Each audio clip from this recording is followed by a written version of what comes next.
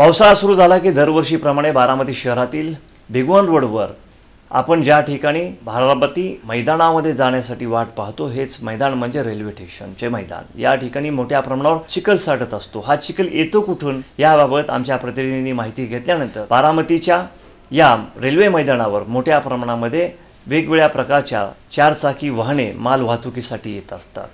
या ठिकाणी आल्यानंतर पावसाचे पाणी साचल्यानंतर याच ठिकाणी असलेल्या या वाहनांच्या टायरच्या साह्याने ही सर्व माती म्हणजे चिखल भिगवण रस्त्यावर येतो आणि भिगवण रस्त्यावर आल्यानंतर या ठिकाणी हा चिखल पुढे जाता येत नाही, यामुळे याच ठिकाणी साठतो आणि भिगवण रोडवर वाहने जात असताना त्यांना अडथळा निर्माण होतो।